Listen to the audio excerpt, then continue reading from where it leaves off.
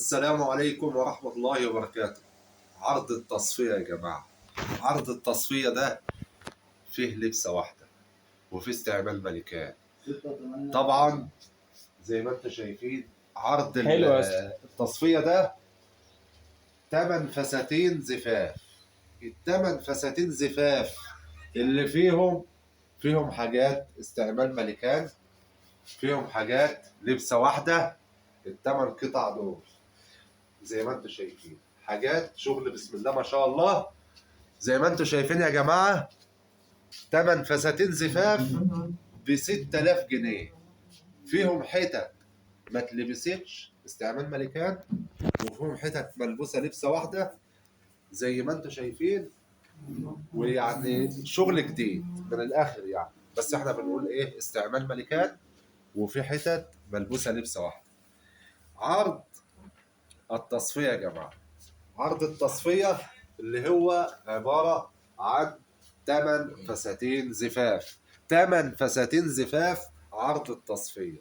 شغل بسم الله ما شاء الله زي ما انتم شايفين، حاجة بسم الله ما شاء الله. عرض التصفية يا جماعة اللي مكون من 8 فساتين زفاف.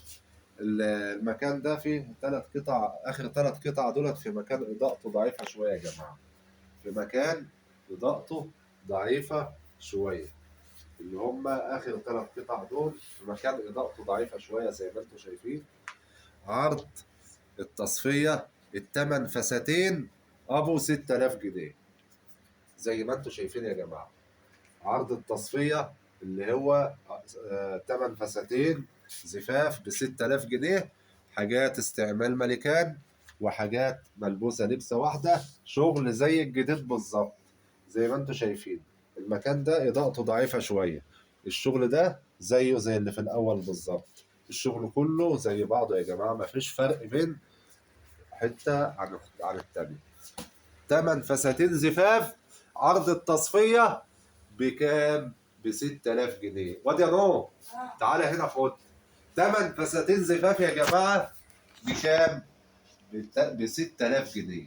والله لو حد غيرنا ما هيبيعهم اقل من 10000 جنيه، بس احنا بندي مجال الناس تاكل من ورانا عيش، عشان لو حد هياخد ويبيع ربنا يرضيه برضه. انت كنت فين يا نور؟ لا. تلعب فين؟ شاب. هو دلوقتي لعب يا نور؟